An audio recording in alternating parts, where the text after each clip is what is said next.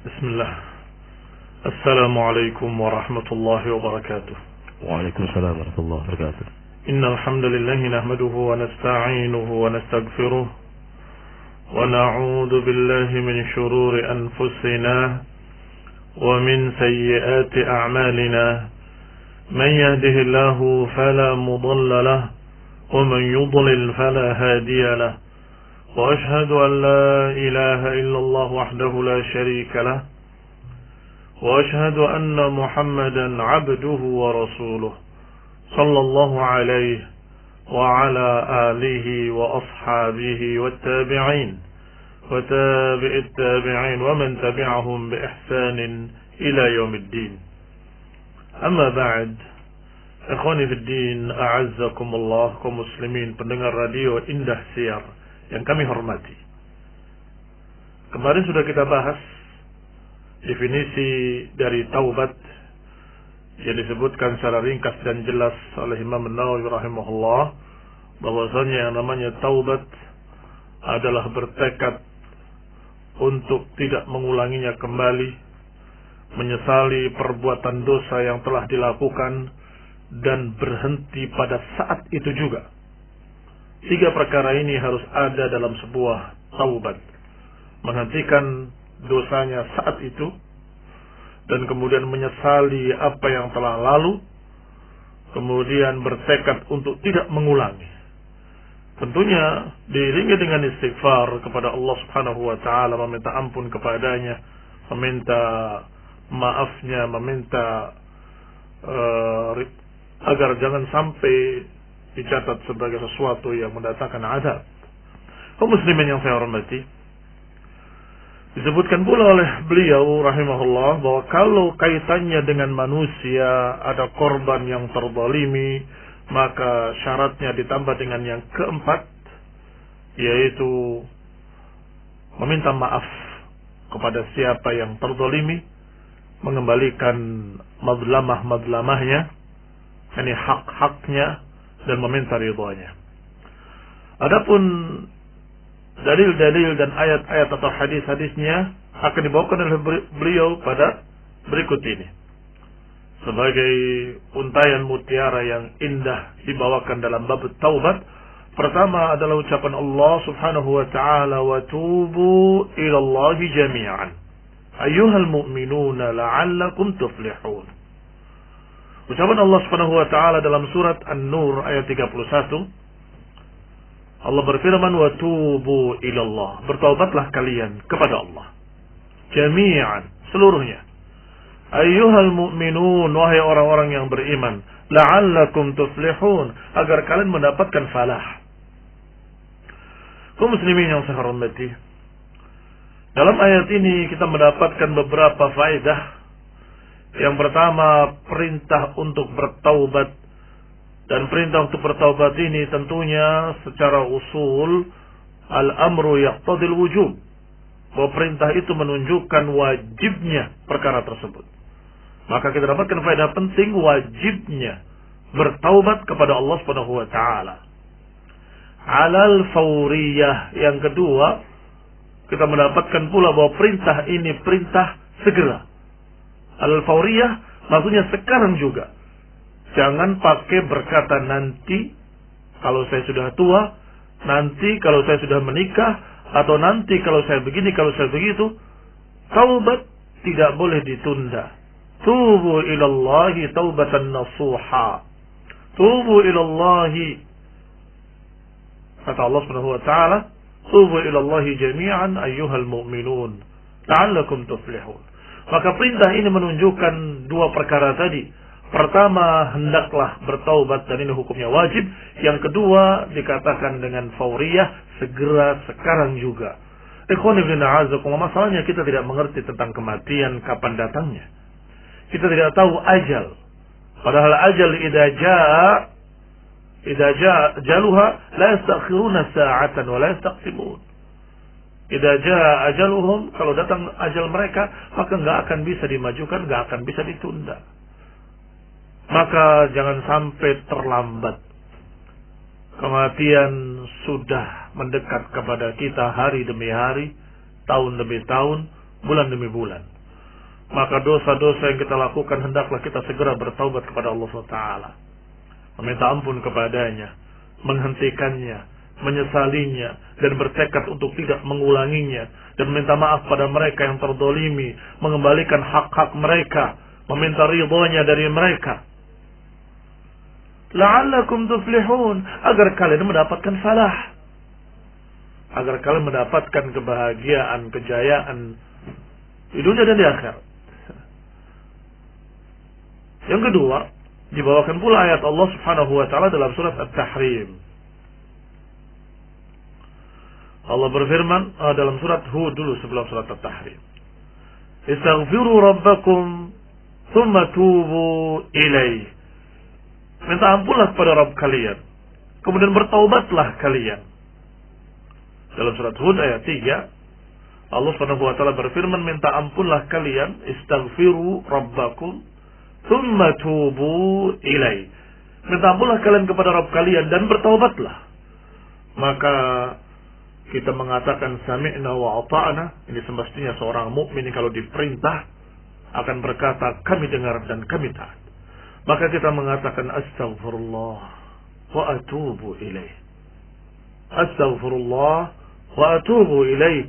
Aku minta ampun kepada Allah dan aku bertaubat kepadanya. Dan segera lakukan 3 hal tadi. Hentikan dosanya, menyesali perbuatan yang telah dilakukannya, dan bertekad untuk tidak mengulanginya. Yang ketiga adalah ayat Allah Subhanahu wa taala dalam surat At-Tahrim ayat 8. Allah berfirman, ya ayyuhalladzina amanu tubu ilallahi taubatan nasuha. Wahai orang-orang yang beriman, bertaubatlah kalian kepada Allah dengan taubatan nasuha. Bertaubatlah kepada Allah dengan taubat yang sungguh-sungguh. Taubat yang benar-benar memiliki faedah pada dirinya, menjadikan dia lebih baik, lebih bagus, lebih bersih. Kaum muslimin yang saya hormati, maka 3 ayat ini sangat jelas sekali. Walaupun dalam Al-Quran sangat banyak ada ayat-ayat lain yang Allah katakan istaghfiru rabbakum innahu kana ghaffara. Minta ampunlah kalian pada Rabb kalian, sungguhnya dia maha pengampun, dan lain-lainnya. Kaum muslimin yang saya hormati, dengan ini jelaslah tentang hukum taubat adalah wajib. Dan kita akan lanjutkan insyaallah, kita baca hadis demi hadis pada pertemuan yang akan datang باذن taala. Wallahu taala a'lam. Baik kaum muslimin, telah kita ikuti untayan mutiara indah Imam Nawawi dari ayat demi ayat yang sangat menyentuh hati kita. Semoga memberikan kepada kita motivasi untuk kita bertobat dan beristighfar kepada Allah Azza wa Jalla. Berikutnya kita buka ruang tanya jawab. Anda persilakan untuk menyampaikan pertanyaan Anda di 0853 16 25 kali kemudian 6. 0853 16 25 kali kemudian 6. Dan mohon maaf, ini pertanyaan lewat WA, tidak bisa lewat SMS. Dan tentu saja Anda yang ingin bertanya, cobalah lewat WhatsApp, karena ini adalah nomor khusus WhatsApp. Barakallahu fikum. Kaum muslimin, baiklah, kita akan dimulai pertanyaan pertama. Bismillah. Assalamualaikum, semoga Ustaz Muhammad Umar As-Sawid selalu dalam lindungan dan penjagaan Allah. Afwan Ustaz, mau tanya, apakah anak tiri mahram dengan ayah tirinya? Ya, apakah anak tiri mahram dengan ayah tirinya?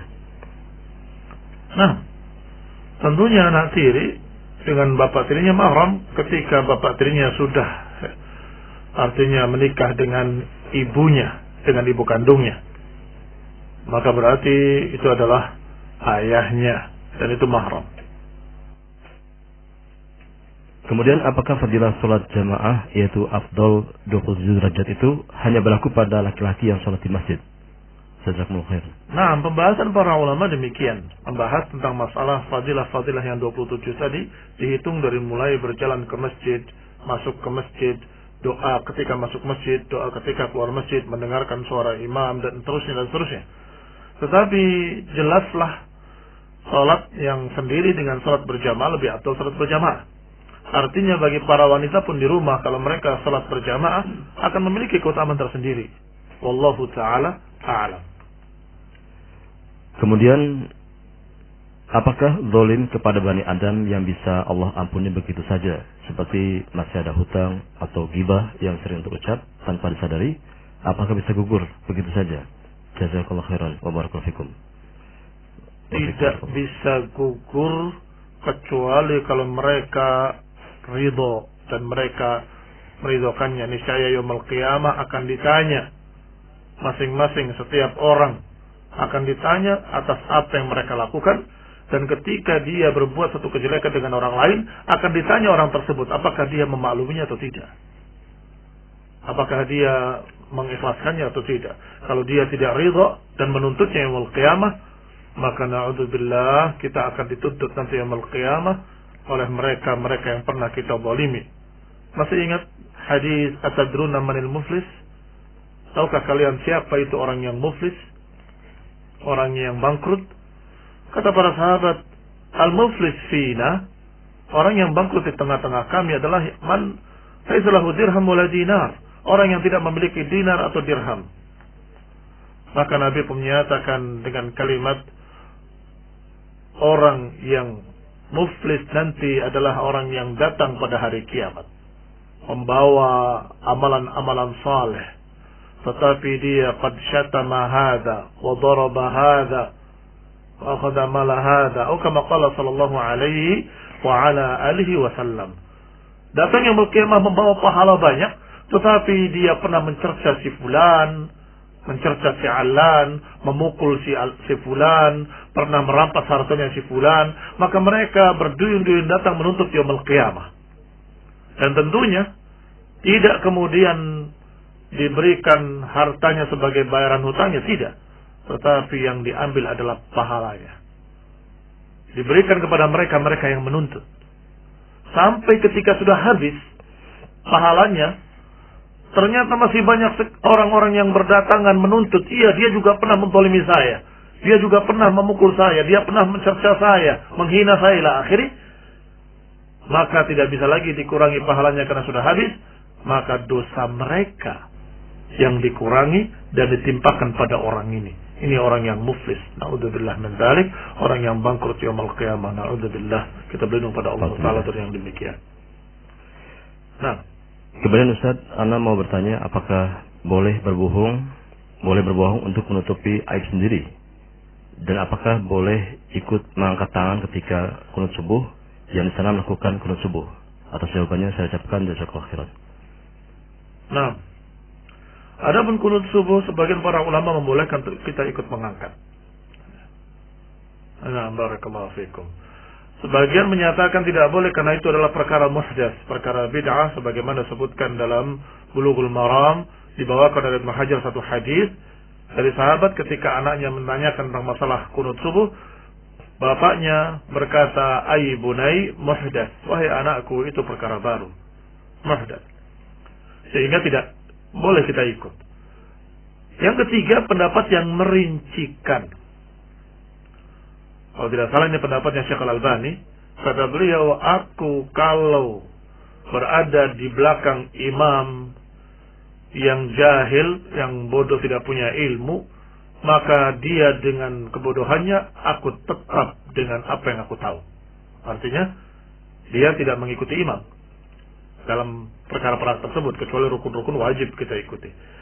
Tetapi kalau imamnya mujtahid, seorang yang alim, terganti pendapatnya berbeda, maka aku ikut imam karena beliau berijtihad. Barakallahu fikum. Sebagaimana kata Syekh Al-Albani ketika masalah i'tidal, meletakkan tangan kanan di atas tangan kirinya di atas dadanya, kembali Syekh Al-Albani menyatakan itu muhdats di awalnya. Kemudian beliau salat bersama atau di belakang Syekh bin Baz yang meletakkan tangan kanannya kirinya di atas dada ketika i'tidal setelah ruku. Dan Syekh Al-Albani ikut. Maka ditanya, engkau mengatakan bahwa itu perkara baru, kenapa engkau ikut? Dijawab bahwa Syekh bin Baz mujtahid, memiliki ilmu, maka aku hormati ilmunya, aku ikut beliau, ikut ijtihadnya beliau sebagai makmum dan dia sebagai imam. Tetapi ketika di tempat yang imamnya bukan seorang alim, awam nas, maka dia tetap dengan pendapatnya dan dia tidak ikut mengangkat atau tidak ikut meletakkan tangan kanan di atas tangan kirinya di atas dadanya. Itu satu contoh bahwasanya barakallahu fikum, masalah-masalah seperti itu ada beberapa pendapat para ulama. Dan saya cenderung dengan pendapat Syekh Al-Albani, kalau memang imamnya mujtahid kita hormati dia dan kita ikut imam. Nah, kemudian apakah boleh berbohong untuk menutupi aib sendiri, Ustaz?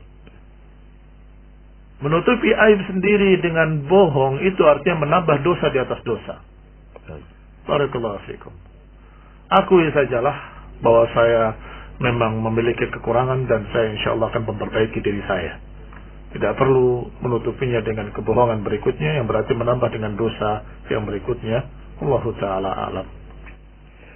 Berikutnya, Afan Ustaz, ana ini bertanya, bagaimanakah jika pemerintah setempat Masya Allah. Berikutnya, apakah orang kafir boleh dikasih zakat fitri? Ustaz tanya lagi, kalau ada yang bayar zakat fitrah 2,8 kg, ada juga yang 2,5 kg. Yang bayar 2,5 kg sah atau tidak? Jazakumullah khairan. Ada ikhtilaf di kalangan para ulama. Sehingga innamal a'malu binniyat, mudah-mudahan itu semuanya sah mengikuti fatwa-fatwa para ulama, karena memang takarannya itu kurang lebih mendekati 2,8 2,5, maka mudah-mudahan diterima sebagai zakat fitrah yang sah. Wallahu taala a'lam. Berikutnya, bagaimana hukumnya orang yang menggunakan tanah orang lain tanpa izin dan digunakan untuk usahanya? Menggunakan tanah orang lain tanpa izin dan digunakan untuk usahanya. Iya. Itu namanya ghasab dalam syariat. Ghasab itu dilarang, haram. Ghasab itu meminjam tanpa izin. Tetapi di sana ada hadis memang yang berbunyi atau bermakna saja ya,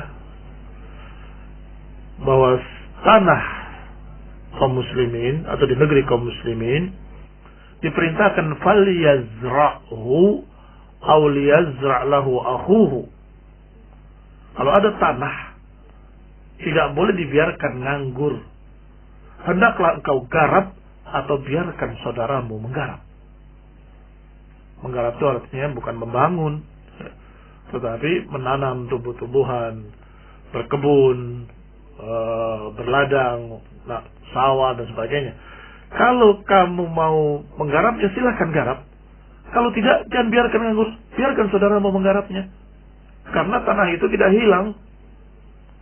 Kapan kamu mau pakai tinggal diambil kembali. Daripada dia nganggur ditanami dengan tanaman jagung. Bagus. Itu maksudnya. Tetapi kalau minta tanpa izin itu jadi masalah. Karena itu masuk ghasab yang haram. Sehingga kalaupun mau menggarap karena dengan alasan hadis tadi, ini kan tanah nganggur, nggak dipakai, nggak dibangun, nggak diapain. Saya tanam jagung kan bagus. Iya bagus, tapi izin. Pak, ini kan tanah gini. Bagaimana kalau saya garap? Barakallahu fikum, mudah-mudahan bisa dipaham. Wallahu ta'ala alam. Berikutnya, apakah dalam masa wabah COVID seperti sekarang ini, ibadah kurban boleh dialihkan dananya untuk memenuhi kebutuhan, yaitu kebutuhan pokok fakir miskin? Mana yang lebih utama jika dananya hanya senilai kambing? Mana yang lebih diutamakan jika dananya hanya senilai kambing? Menyembelih kurban ekor kambing itu nilainya sangat tinggi sekali. Tidak sama dengan engkau berinfak dengan jumlah dan harga yang sama dengan kambing tadi. Tidak sama. Apalagi ketika engkau membelinya sendiri kemudian menyembelihnya sendiri. Artinya dia betul-betul mengorbankan kambing ini untuk Allah SWT dan dibagikan dagingnya untuk kaum muslimin. Itu berbeda dengan sedekah biasa. Sehingga tidak bisa digantikan atau tidak bisa dibelokkan atau diarahkan kepada yang lain, tidak bisa. Kalau engkau tidak ingin berkurban, tidak mengapa, tidak wajib, silahkan kalian bersedekah. Tetapi bukan berarti ini kurban yang kita arahkan. Tidak bisa, itu bukan kurban lagi sudah. Namanya sudah berbeda. Namanya sedekah. Sehingga, barakallahu fikum, kalau pertanyaannya dengan kalimat bolehkah dialihkan maka kita katakan bahwa kurban adalah kurban dengan hewan, kambing, sapi, atau unta dan sejenisnya dari binatang ternak, tetapi dan tidak bisa digantikan dengan yang lain. Wallahu ta'ala a'lam. Berikutnya, Afwan Ustaz, apakah boleh jual beli emas via online? Jazakumullah khairan. Terus emasnya dikirim atau bagaimana? Emasnya disimpan, ada yang disimpan dan mungkin juga ada yang dikirim. Banyak yang disimpan, Ustaz. Saya khawatir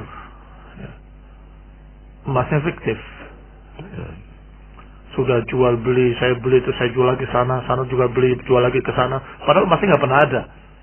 Karena masalah online. Iya. Yang namanya jual beli itu, barakallahu fikum, ada ilm. Dan itu syarat utama jual beli. yakni menjual sesuatu yang ma'lum bisa manin ma'lum. Menjual sesuatu yang jelas diketahui bersama antara penjual dan pembeli dengan harga yang jelas. Maka tidak boleh kalau ada ketidakjelasan. Emasnya mana? Seperti apa? Kualitasnya? Saya mau lihat. Sehingga banyak perkara-perkara yang sifatnya online, saya katakan kekurangannya di dua sisi. Pertama, banyak barang yang tidak bisa diketahui secara real. Itu satu. Yang kedua, yang sering hilang dari syarat-syarat jual beli online adalah al-qabdah. Al-qabdah itu penguasaan barang. Yang seharusnya itu juga merupakan syarat. Kalau dia membeli dari si fulan akan dijual ke alan, maka barang tadi harus kamu pegang dulu, harus kamu kuasai dulu, baru kamu jual ke orang kedua. Jangan membeli dari orang pertama, kemudian tolong kirimkan ke orang ketiga atau ke orang kedua dan seterusnya. Dia nggak lihat barangnya sama sekali. Maka di sini yang tidak ada dari syaratnya adalah al-qabdah, penguasaan barang. Sehingga barakallahu fikum, hati-hatilah dalam masalah jual beli ini. Wallahu ta'ala a'lam. Kalau syarat-syaratnya terpenuhi semua, berarti boleh, Ustaz. Via online, misalnya dikirim benar, terus kemudian tidak ada apa-apa. Sulit. Oh, sulit. Sulitnya apa? Kadang-kadang mana saya pengen tahu, dikasihnya gambar. Gambar itu pertama hanya lihat satu sisi saja, sisi belakangnya saya tidak tahu. Oh iya, sisi belakangnya, depannya bagaimana beratnya, kalau dipegang bagaimana? Nggak bisa, dia nggak bisa megang. Ada seseorang yang menyesal mengatakan pada saya tertipu begini, saya beli online pisau bagus-bagus, ternyata begini-begini. Saya salahkan, dia salah kamu. Kamu beli dalam keadaan tidak tahu, tapi ada gambarnya sangat bagus. Ternyata ketika sampai pisaunya tipis, ya, tipis sekali, nggak ada sama sekali kekuatannya. Barakallahu fiikum, berarti harus rinci. Baik, spek-speknya jelas. Berarti apa dong? Paling tidak produk-produk pabrik yang sudah ada mereknya, yang sudah ada contohnya di tempat kamu. Kamu megang HP nomor sekian, seri sekian. Kamu tahu seperti ini. Dan yang ditawarkan jenis ini, mereknya sama. Cukup itu. Karena biasanya kalau pabrik sama bikinannya. Tinggal tanya kondisinya itu lengkap masih segel. Bagus. Dan lebih bagus lagi kalau online-nya di yang ada pihak tengahnya, apa istilahnya? Ada orang ketiga. Artinya ketika dia memberikan uang itu tidak langsung ke orang pertama yang menjual, tapi ke pihak ketiga dulu. Pihak ketiga akan menanyakan dulu barangnya, tolong kirim, duitnya udah ada di saya. Dikirim, akan ditanya lagi pada orang pembelinya, sesuai dengan apa yang kamu pesan? Ya, cocok. Baru uang itu dikirim oleh pihak ketiga kepada pihak pertama. Ini mudah-mudahan lebih selamat. Karena apa? Karena dia bisa melihat barang tadi dengan yakin, seperti spek yang sudah diterangkan, betul tidak ada penipuan. Itu baru syarat satu, belum syarat yang lain, yaitu qabdah tadi. Baik, kalau gitu kirimkan ke sana. Tahu dari mana? Datang aja belum, langsung dikirim ke sana. ternyata palsu. Orang yang dikirimi komplain kepada orang tersebut. Orang tersebut, oh, bukan salah saya, salah pihak pertama. Orang itu nggak mau tahu. Dia terima dari kamu. Barakallahu fikum. Sehingga kamu harus tahu betul barangnya dan kamu harus pegang dengan yakin bahwa ini barang yang dimaksud. Baru kemudian kamu kirim ke orang yang ketiganya atau yang berikutnya. Allah Ta'ala ta'alam. Kemudian bagaimanakah hukum seorang anak yang sudah menikah, sudah mempunyai anak, tapi masih merepotkan orang tuanya, kadang sampai membuat ibunya jatuh sakit karena memikirkan anak ini, sampai anaknya sekolah pun dibiayai oleh kakek dan neneknya. Jazakallahu khairan, Ustaz, atas jawabannya. Berarti anak laki-laki nih ya, atau anak perempuan? Bisa dua-duanya, Ustaz. Kemungkinan laki-laki walau. Artinya kalau anak perempuan itu kan tanggung jawab suaminya, berarti suaminya yang nggak beres, tidak membiayain istri dan anak-anaknya. Bagaimana kulihat?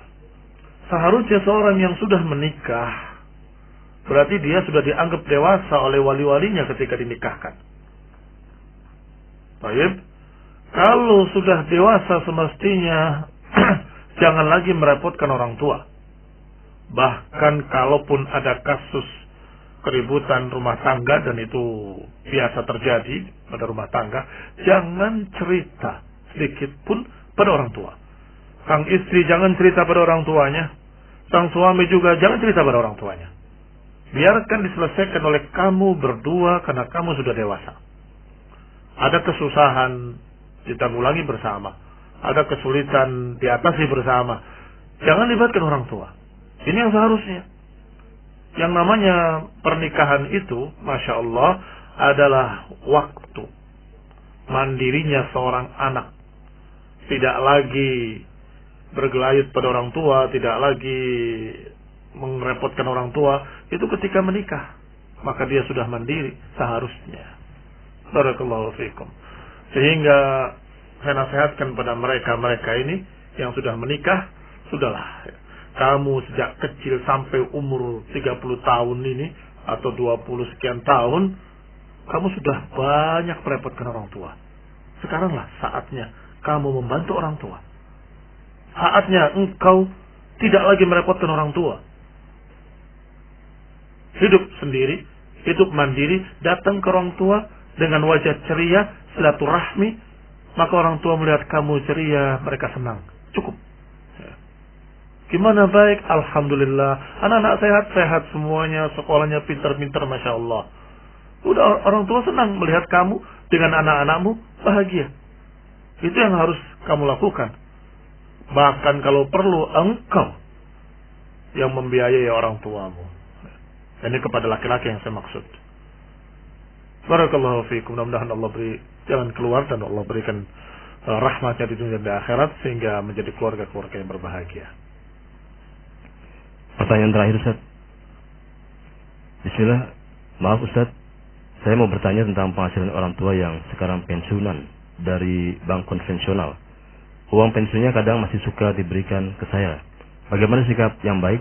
Tetap saya berterima, hanya nanti diberikan pada orang fakir, atau saya langsung tolak pemberian ayah saya tersebut? Syukran, jazakallahu khair. Iya. Masalah perkara seperti ini, barakallahu fikum, tidak ada tasalsul. Tasalsul itu artinya berantai. Artinya uang panas ini berantai. Dia ambil dari uang riba misalnya, kemudian dia berikan pada orang, berarti orang mendapatkan uang riba. Orang itu membeli di warung, maka warungnya mendapatkan uang riba, haram. Warungnya kemudian belanja ke pasar beli beras, orang di pasar mendapatkan uang panas juga. Enggak begitu.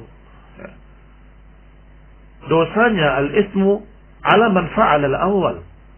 Dosanya adalah atas orang yang melakukan pertama kali dosa tersebut. Adapun yang kedua, masing-masing dengan sebabnya. Saya mendapatkan uang tadi karena saya jual barang saya. Bukan barang haram. Maka hartanya pun bukan harta yang haram yang saya terima.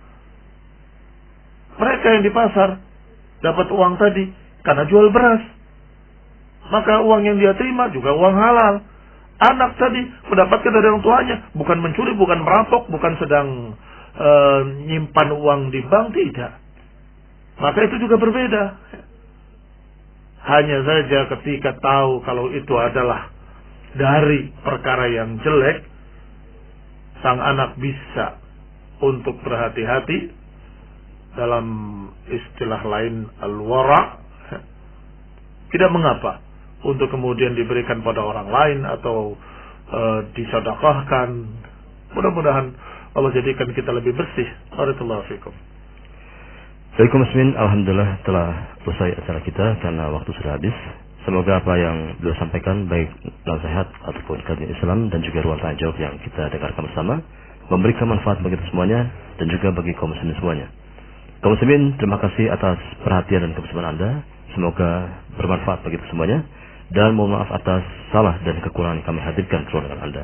Al-kalam kami undur diri.